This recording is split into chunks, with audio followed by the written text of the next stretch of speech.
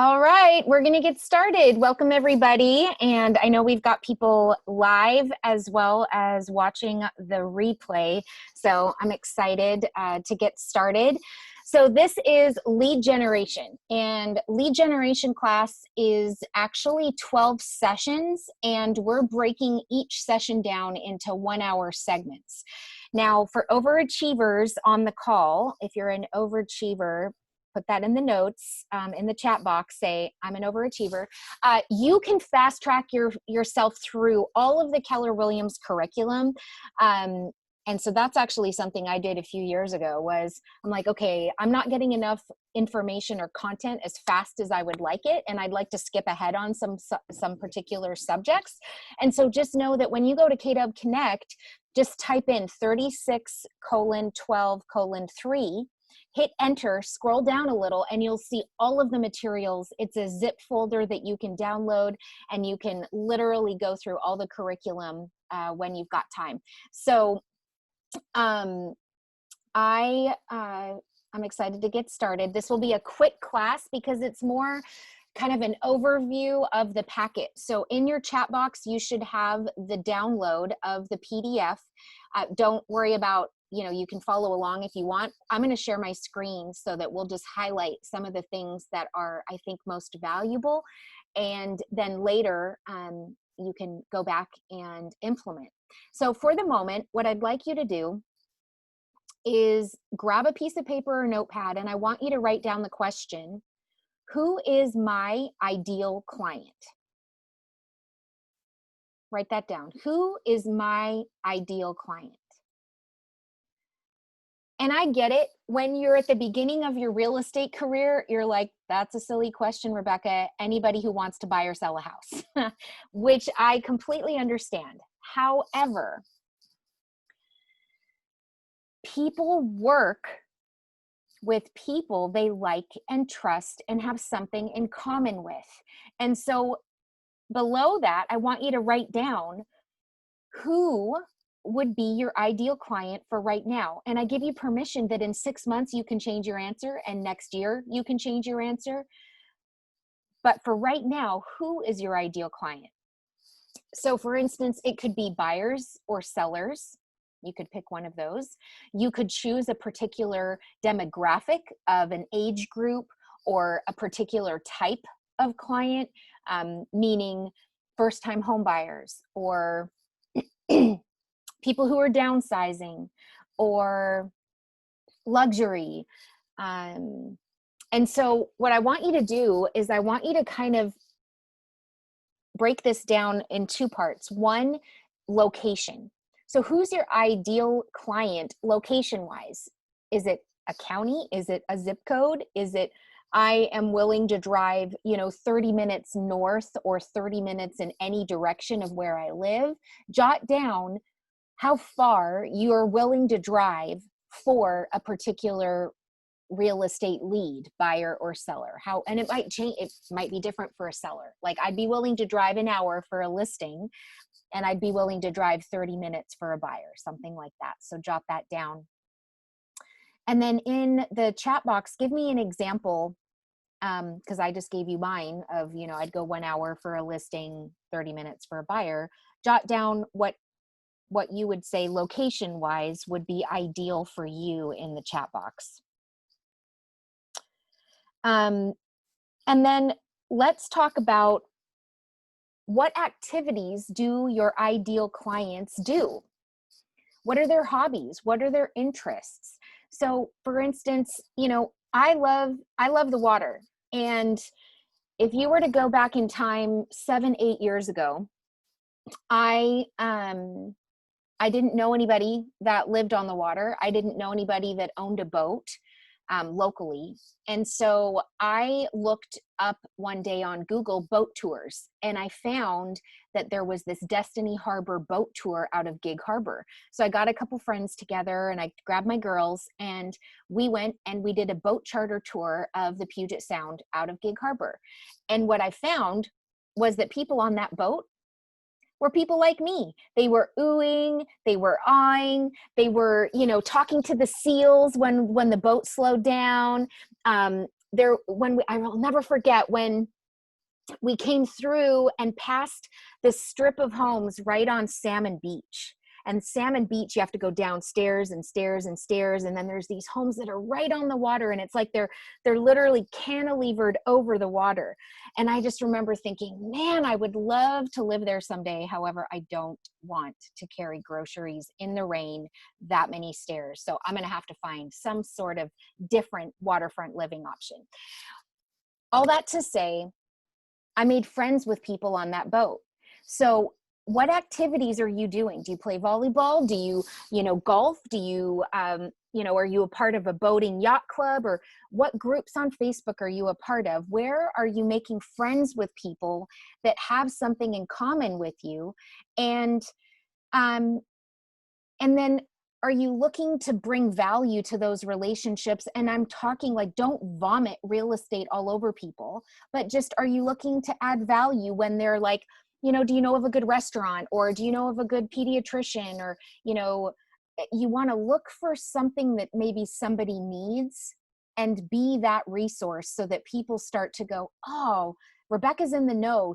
I need to call her because she knows a lot of people. Oh, gosh, like Lily's the expert in the area. She seems really well connected, so I should call her when I need a plumber next time, or whatever else. Okay. So what I'm going to do is I'm going to share my screen, and we're going to talk about lead generation session 3, which is specifically marketing. So when it comes to this course, like I said, there's a bunch of sessions, and I'll show you kind of the outline. So here's where we're at. The introduction was why it's important for you to be lead generating and not just working in your business, but working on your business. The first step is validity and positioning. And that's where we really go deep into what makes you unique.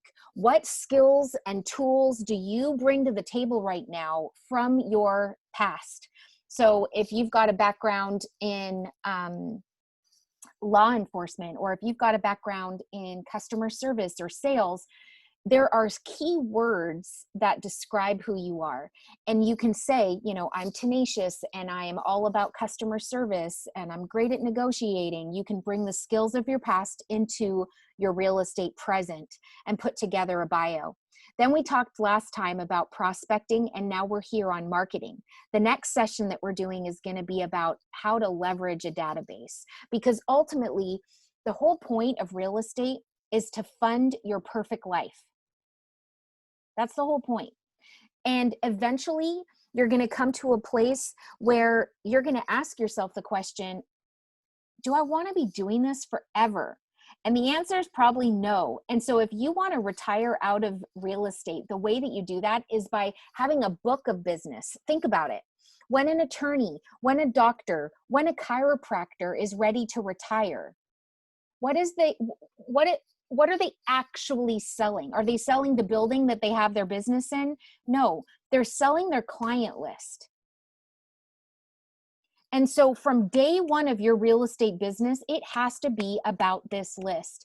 And you gamify it. Like if you only have a buyer's name, first name, last name, and an email, then you gamify it and you go, okay, how can I get their phone number? How can I connect with them on Facebook? And how can I get their mailing address?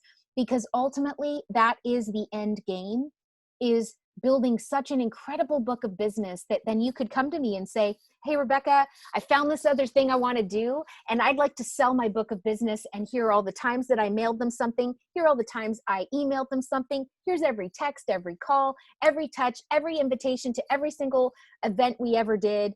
And, right now, the percentage of business coming from this list of people is about this. And so would you like to buy my book of business? So today we're going to talk about marketing and how you can be specific about marketing to your Mets and your haven't Mets. So here's the wheat and flour, as we called it in the last session. You have Mets and you have haven't Mets. People that you've met, you physically have met them, shook their hand, or did an elbow bump because it's COVID. Then you've got prospecting and marketing. And then you've got the habit, and that equals an amazing loaf of bread, which we call success. Okay. And so what you want to do is you want to look at the different ways that you can market yourself in business. So the common forms of marketing include direct mail, email, websites, signs, billboards, radio ads, television ads, magazine ads. So the big challenge with marketing is that it can be very, very expensive. And it's less personal and memorable than prospecting. And it's less immediate in its results, meaning that if I get on the phone and call someone, or if I meet someone face to face, and I can ask them a very direct question, I'll get a very quick answer. Whereas marketing is going to take longer. They may have heard your name over the radio, or they may have received a postcard in the mail from you, but it's going to take time for all of that to saturate and marinate in order for then someone to pick up the phone and give you a call.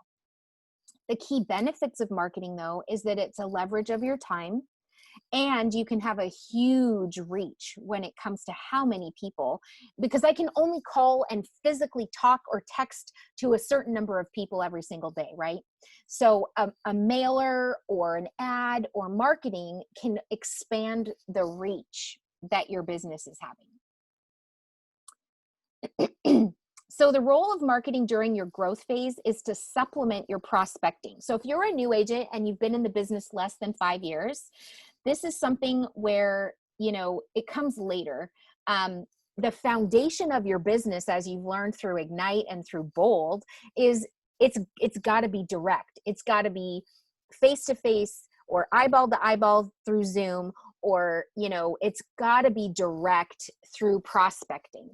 So what I love about marketing, though, is that marketing gives me the excuse to prospect. So let me explain.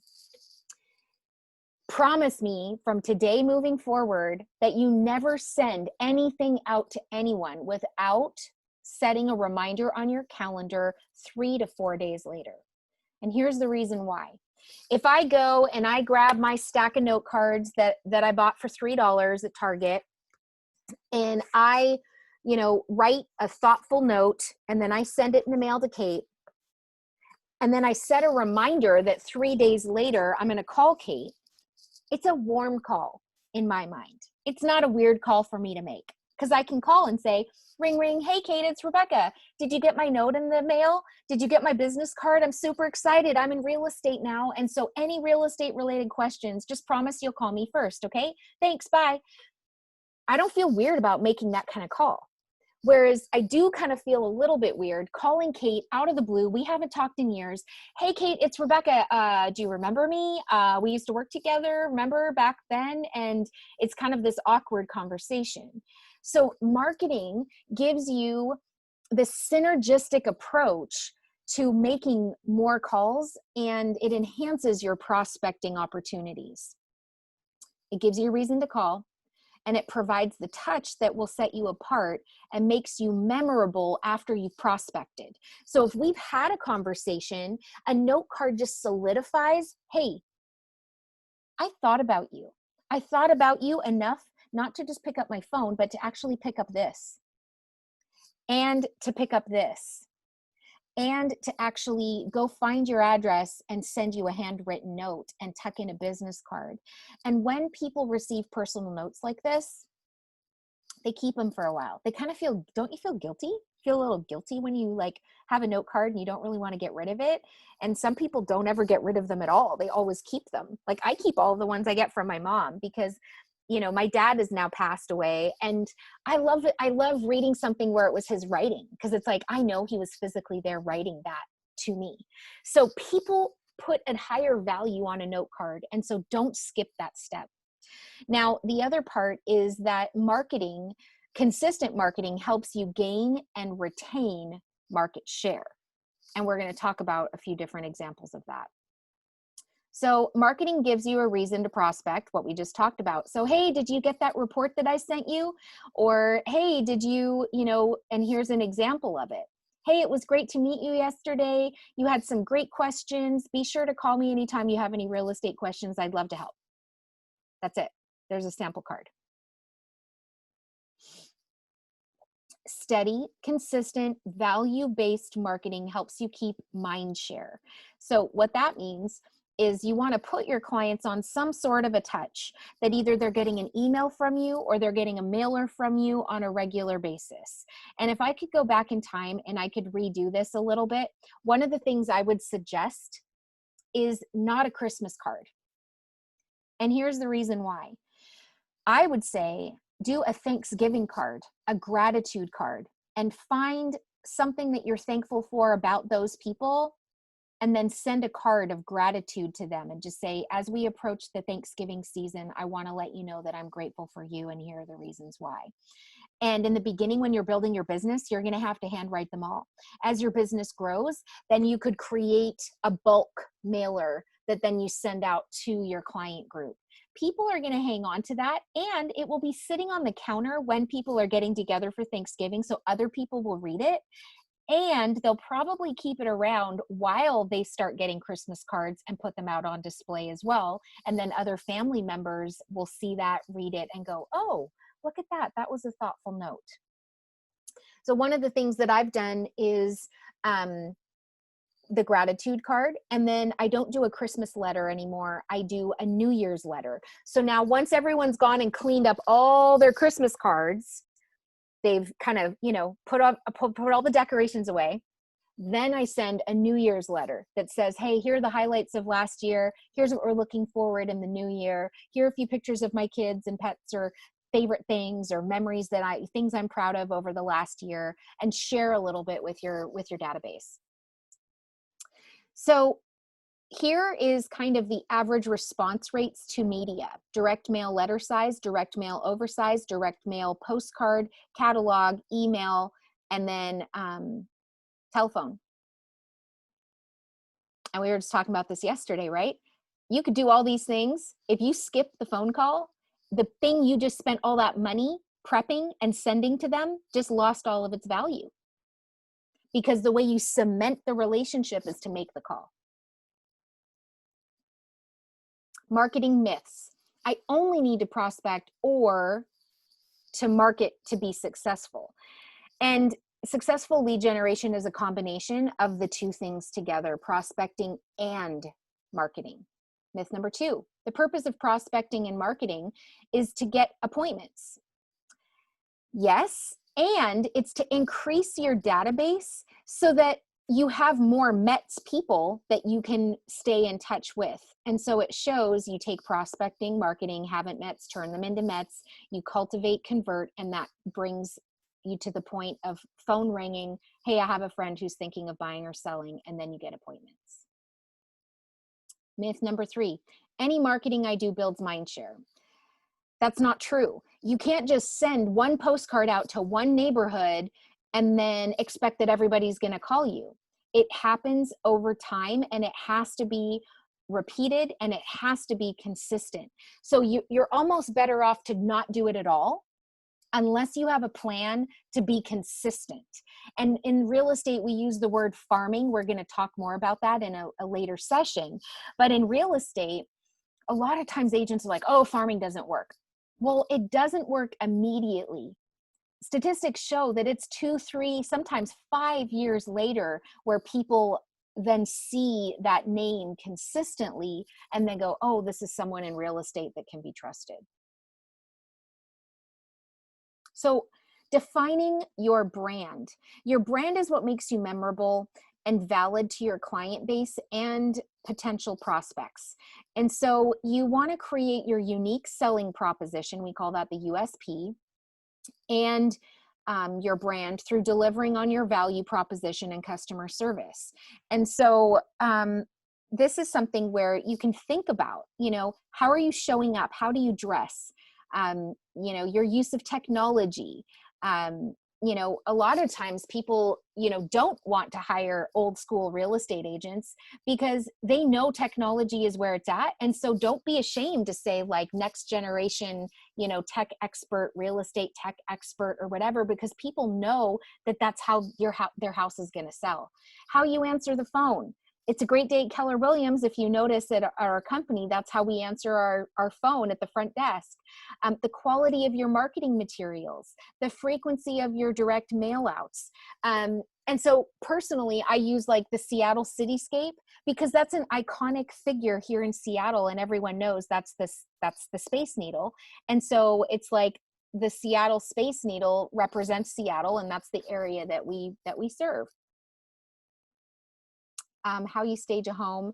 One agent I followed, every home she staged, she used the same pillow. And so it became this kind of almost like a game. Every single one of her listings, you could click through the pictures and then you would like, oh, I found it. I found the pillow. It was almost like Where's Waldo, but on, real estate land. Okay, got to keep moving. So this is going to be something you want to go in later. I've given you the download in the chat box. And so you want to go in and kind of refine and put together exactly what makes you unique. And then it walks you through how to articulate that. And then it talks about, how to then potentially, leverage your style. There's a bunch of different ways that, people have chosen to be able to market themselves. And so here it actually asks you the questions about I'm unique because background, education, hobby, appearance, and personal connections. And then there's some great words that you can go through and choose. And then develop a brand identity statement. And this is then going to give you kind of an example of how you can do that.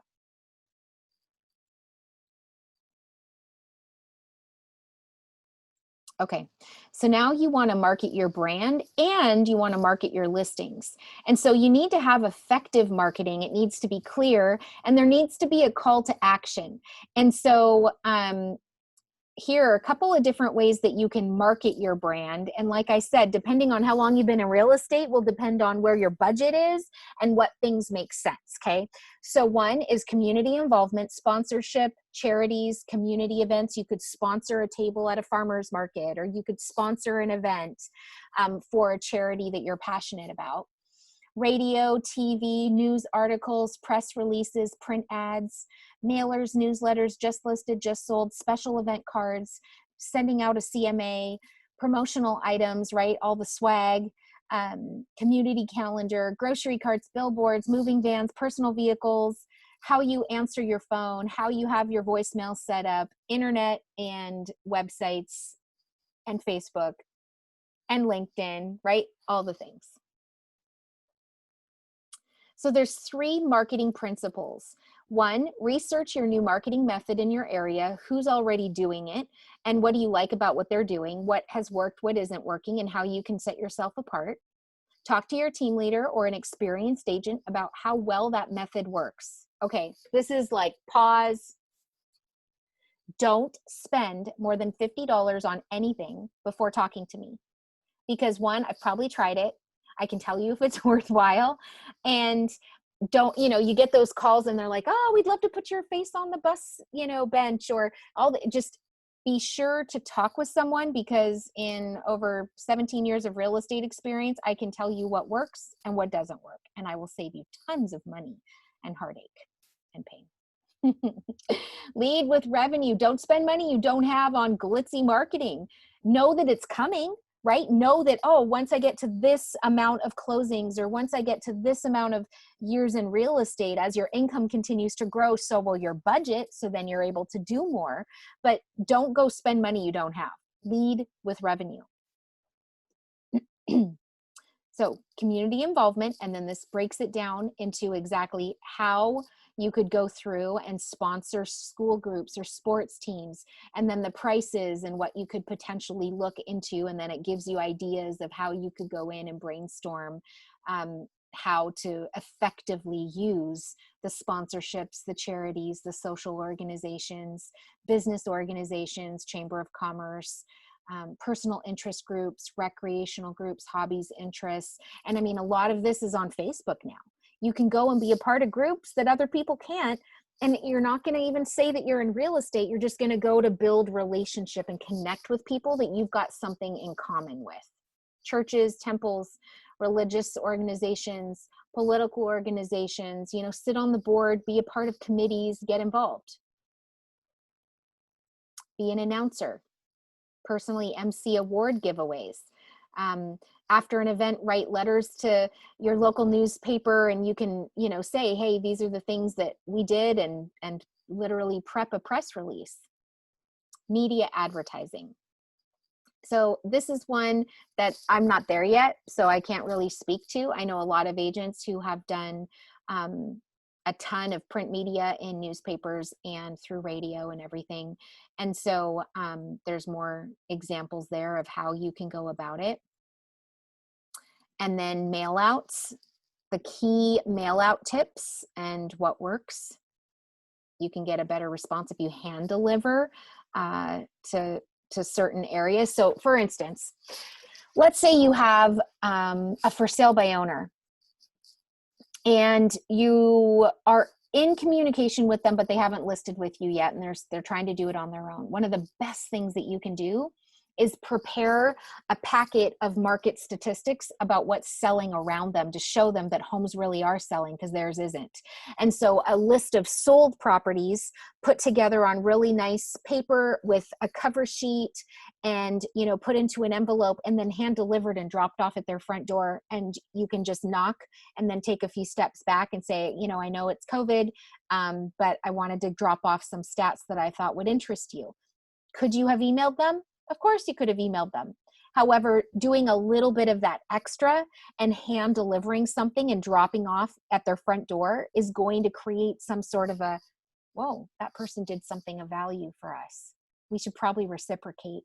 And when it comes time to interview, we'll probably be calling that person. Same goes for websites. So you have a website right now, whether you know it or not, you need to set up through Cloud CMA. That's, you know, the equivalent of type in your address and I'll tell you what your house is worth, right? And you use that to capture people's information. And so we have a separate class on Cloud CMA. If you haven't taken it yet, be sure to make note that Cloud CMA is a great class to take. Now you have that website, you're running ads, and then someone on Facebook sees it, clicks in, puts their address. Now all of a sudden you've got someone's name and their mailing address, sometimes an email and a phone number. So to be different than everyone else, it's this automated system where you know that everyone else is probably just emailing, you know, the seller a potential CMA. Be different, print it out, put enough documentation together and staple it, and then go and hand deliver it with a personal note card attached, and you're going to set yourself apart. Follow up on your mail outs. So we talked about this before, right? Is that when you send something out, it now gives you this amazing excuse to follow up with them and just say, hey, did you happen to get my newsletter? Are you interested in receiving my free reports that were noted inside? Be strategic about your emails. So email is cheaper, but like we said, if you're going to go, like I literally just did this yesterday in business planning. And they did the research that said, if you go and do all of this by mailing all this stuff out, and then you go do the follow-up, which is emailing things out, and you skip the part of making the phone call, you've lost the opportunity to cement the relationship. And all of those other things that you did were almost worthless. I mean, did they make an impact? Probably, but it was very temporary, and the relationship isn't cemented. And so it's just as important, like we were talking about, you gotta do the follow-up call. Email is cheaper, and it's a great way to, you know, get the message out and not blow the budget, but don't do it unless you're gonna do a follow-up call. However, it's easier for people to delete your emails without ever seeing them. In fact, okay, let's talk about this for a minute. So people are in your database and, you know, they're getting your emails. And, you know, through the program that we used before, eEdge, I can see if someone's opening the email, right? And I can see, so what the open rate is. And there were many times where I'd look at those numbers and they were pretty sad. I was like, people really aren't opening my messages. The reality though, is they're seeing your name. And I don't know about you, but like when we, you open your email, you look at it first thing, and you're having to physically see what you're deleting, which means it is, oh, Rothy's, see, hello, amazing shoes. So you look at that and you go, oh, now I just said their name. I read it out loud. You're going to wonder what kind of shoes these are, made out of water bottles that are recycled. They're really cool shoes. Did I open the email? No. Did it make an impression on me? And did I just tell my friends? Absolutely. The same's going to go for your real estate emails. So don't be upset if the open rate isn't what you would hope it to be. That's an important lesson. The other important lesson I've learned over the years is that when you get the unsubscribe, so I get a text message and then I get an email that says, Kate has unsubscribed. Instantly, what do we want to do? I don't know about you, but I'm just like, it is like total rejection. You want to like, oh, Kate doesn't like me anymore. She doesn't want to get my emails, right? They just chose not to communicate with you in that way. Doesn't mean they're still not going to send you business. Doesn't mean they're still not going to like your Facebook posts. Still doesn't mean that you're going to get the listing when it comes time. It's just they've chosen that communication is not what they wanted for that season. And we've had people that opt back in later because things have changed. So just a side note, don't take it personal. It happens to all of us. And it doesn't mean that your business is over and that you're a complete failure. Okay. Because been there, done that. Okay. Now, the next thing is the mail outs, right? We talked about this and what the potential cost is. And this course is, what is it dated? 2015. What's super cool about Command now is that you can drop in an address of a listing or drop in an address of a property, and then it will automatically mail out to this target farm that you select, and then it's automated. And so there's a bunch of different ways that you can go about this, but that's one of them, is that you can automate the postcards that are going out right through Command now. Whereas when this course was put together, we didn't have that option. You had to physically go and, create the postcard, send it to the printer, upload the list, tell them where you wanted it to go. That's just not the case anymore. So letters of introduction, this is huge, you guys. If you're new in the business, if you're less than 5 years in the business and you haven't sent a letter like this, you need to do this. The launch letter is really powerful. You want to send this to everybody breathing that you've ever worked with, worked for, that you've spent money in, anyone that potentially knows you, anyone that you would maybe send a baby announcement to, or, hey, I graduated, or, Christmas card letters, whatever. I just joined the #1 brand in the world of real estate. I'd love to be a resource. If any time you hear of anyone asking real estate related questions, I'm here to help. And we have a whole sample letter that you can use and cut and paste. And then you attach a business card, send that in the mail. And now you've got a reason to follow up, like we said. Otherwise, you're cold calling people and they may not remember you. Maybe it was someone you graduated with, but getting that letter in the mail is going to remind them. And then the call isn't a cold call, it's a warm call. So newsletters, just listed, just sold. A really great idea for a just sold is take a picture of your sellers holding the sold sign and have a letter, a template letter prepared so that it's from the sellers.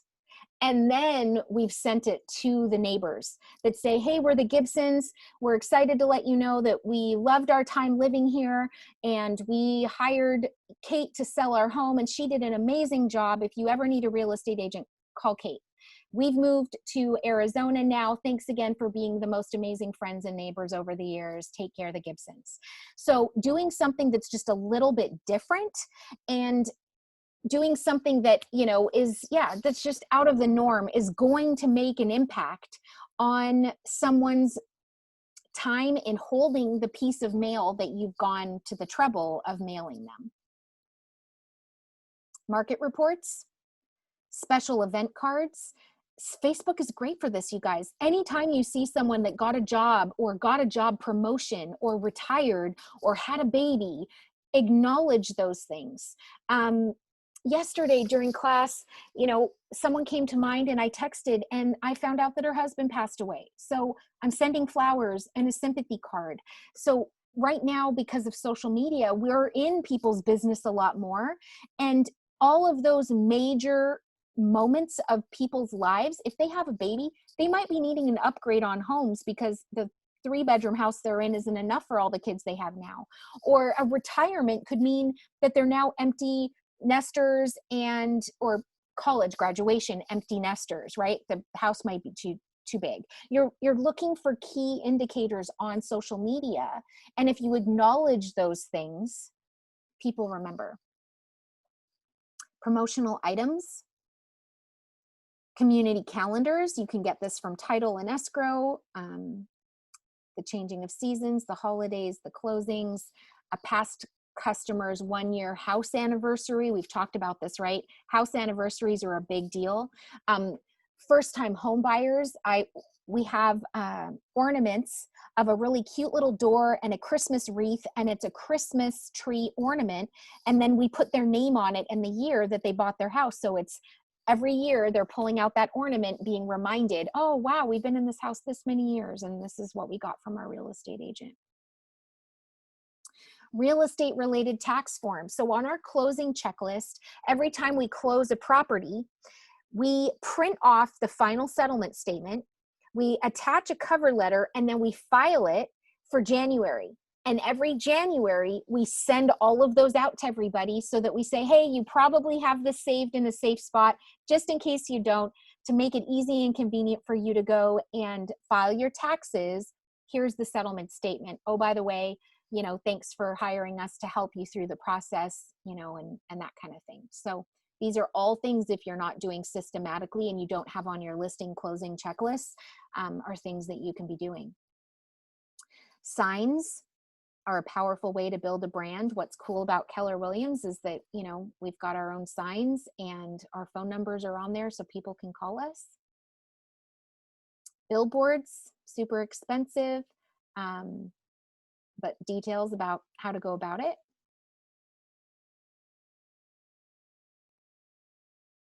Here are all the crazy expensive things that we've talked about. Moving vans, all the above. Okay. So a lot of the automation, like I said, isn't noted here just because we now have KW Command that does a lot of that. Voicemails, emails, faxes. Talks about voicemails, leaving a voicemail and how to go about that, kind of coming up with what message it is that you want to leave, and then limit your message to 10 to 30 seconds. It's got email, don't spam, video, email, internet. And so this is going to talk more about that. Okay. Good content, host a blog about real estate. Make sure that you've got your profile on Facebook. If someone isn't a friend of yours, does your Facebook profile say that you're a real estate agent? That's an important one.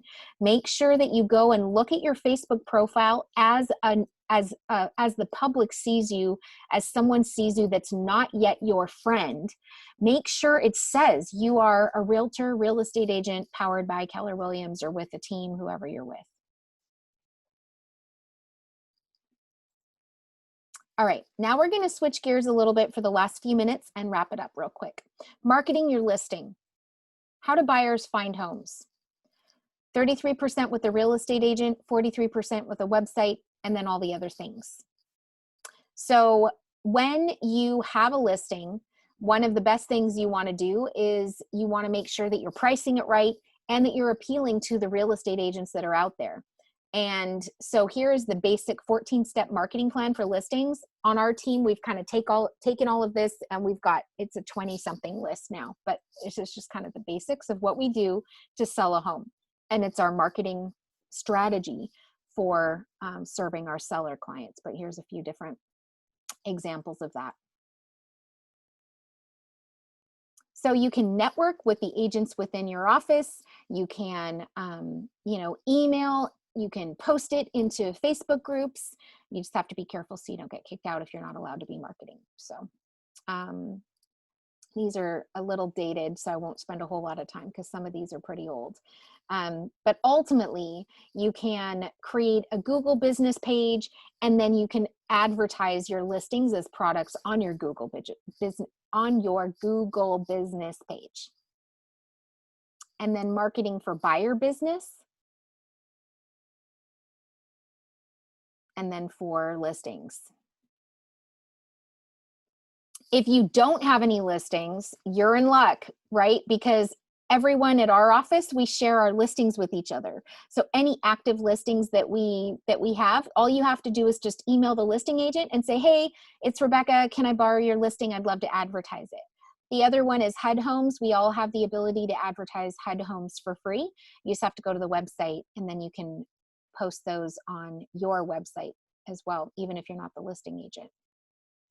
Systematic marketing, these terms are a little outdated now because obviously we don't have, it's like a 19 to connect, 1 to cement, and 36 to convert, which is what used to be called the 33 touch. But ultimately what it is for every 12 names in your database, you should expect 2 closings. So the bigger your book of business, the more transactions you're going to have.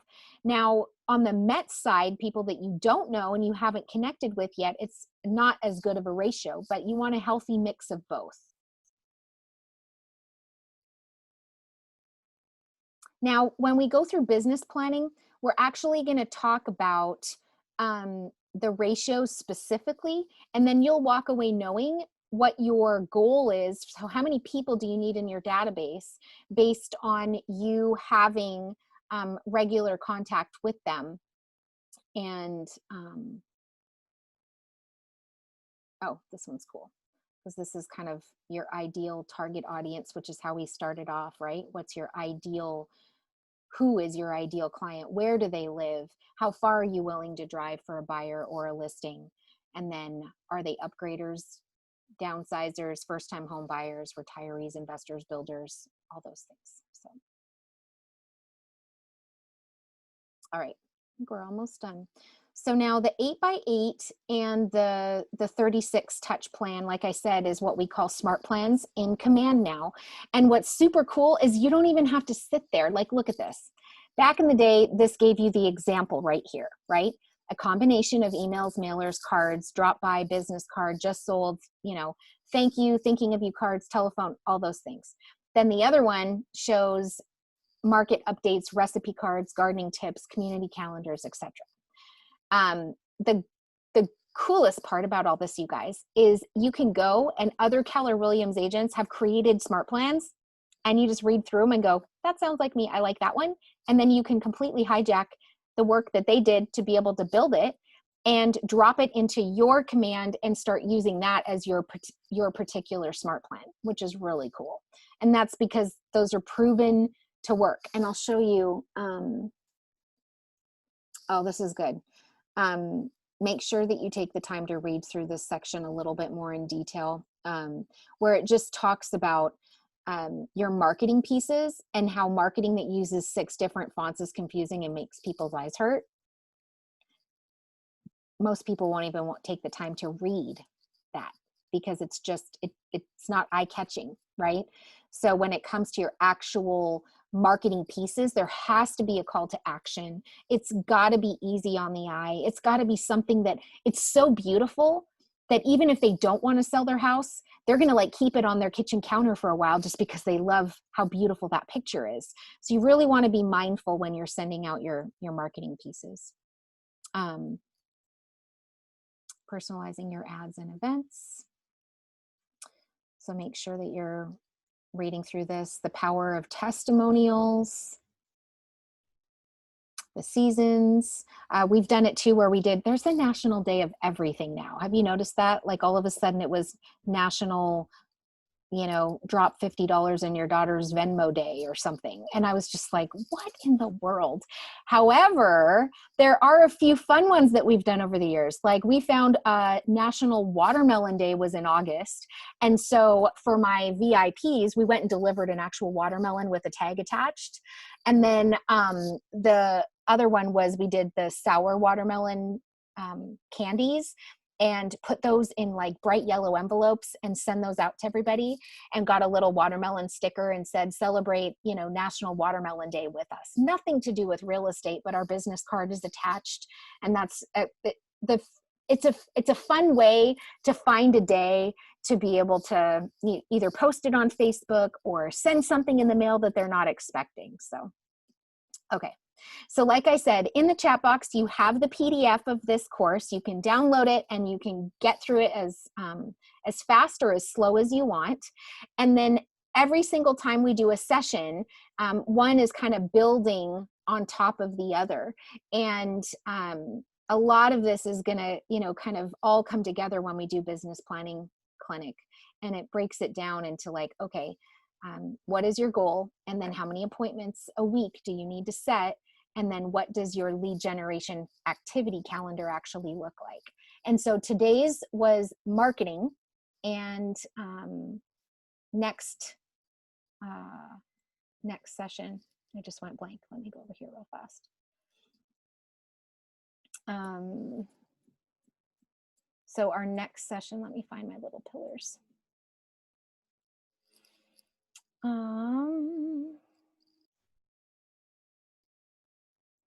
There we are. Okay, cool. So we've covered marketing and your unique value proposition. And so make sure that you go back and do the homework for that. And then next session is going to be leveraging a database. And so we're going to talk about how to use command to be able to easily put your contacts in there and then tag them accordingly so that you can literally have a tag for the ones that have pets, the ones that love boats, the ones that golf, so that quickly and easily you can scrub your list at any given moment and go, hey, every, boat lover, check out this post that I found. There's, I don't know what it would be. It'd be like free onion rings if you boat into, this particular location or whatever. And the power that a really good database gives you is exactly that.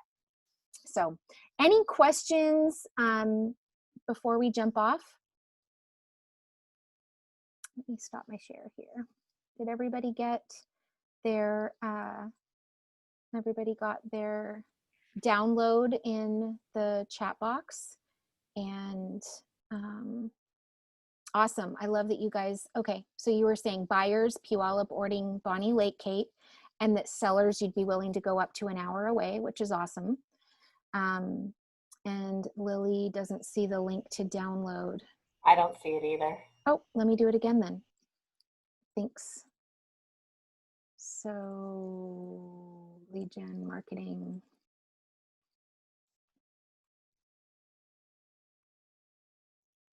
And then Rebecca is saying 30 minutes from UP for buyers and then 1 hour from UP for sellers. Perfect. Yeah. And you guys, here's the power of what happens when you identify who your ideal client is. it looks like this.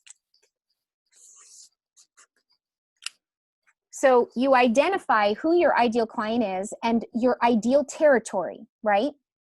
And then you give yourself permission so that when people come to you and they say, oh, you don't go as far north to Redmond, but I need to sell my house in Redmond. Now, all of a sudden, you've got a strategic plan and a partner in Redmond that you've already called and talked to. And you can say, hey, Christina, it's me. I'm not going to be driving up your way. And so moving forward for 2021, anytime I get a listing call for Redmond, would it be okay if I include you and I just refer to you as my Redmond expert? What would Christina say? She's going to say, of course, because that means she's going to get a listing referral from me. I'm going to keep my schedule open. She says, heck yes, of course you are, because you're an incredible kick-ass luxury agent up north. So you identifying your ideal client then helps you identify the partners that you're going to need outside of your ideal territory, which then gives you reason to lead gen and call those other agents. And then, oh, by the way, what happens when you're talking with Christina and you go, hey, don't forget about me, Christina. I'm on the South End. I live in University Place. And so if you hear of anyone or you want to like co-list with me on a luxury waterfront listing, keep me in mind, okay? You guys, this is real life. This is what happens. I got a call randomly from Alita. And Alita is a Keller Williams agent up north. I think she's out of the Kirkland office. She said, oh, Federal Way is just way too far south for me. And I saw your name. Would you like to take a listing and we'll co-list it together? And, or she's like, no, you know what? I'm just going to send you the referral. Sounds great. Well, my bad. Over the years, I didn't follow up with Alita. I didn't have a database set up in such a way where I had her tagged as an agent. Then one day, I'm flipping around on the MLS looking at active properties, and the house that I sold for her 10 years ago is active. So I grabbed that and I texted her. I found her number on the MLS. She's still in real estate. And I said, hi, Alita, it's Rebecca. Apologies. Please forgive me. We have not been in touch for many, many years, but look at this. This is the house that you referred me 10 years ago. Do you remember it? She responded and she goes, oh my gosh, it's so good to hear from you, Rebecca. I'm so glad that you reached out. Would you be willing to take a listing? There's no way I want to drive to Puyallup. How much business did I miss out on? How much business did I miss out on the 10 years that I didn't systematically keep in touch with Alita? There's no excuse anymore now that we've got command to put your contacts in, including agents, to tag the cities that they're experts in, so that anytime someone says, oh, do you serve the Kirkland area? You can say with confidence, absolutely. I have an incredible luxury referral partner. Her name's Christina. Let me get you guys in touch. Do you do real estate commercially? Yes, absolutely. Let me get you in touch with my commercial division expert. Do you do real estate in Portland? Absolutely. Yes, let me get you in touch with Lily. Do you hear what I'm saying? The sooner that you identify your ideal client and your territory, then you can strategically partner with the agents that are outside of that area. And all of a sudden, business will start flowing your way. So, all right. Thanks for chiming in. Have a wonderful day. And then next time, leveraging the power of your database is going to be our next class. And yeah, go and enjoy your day. See ya.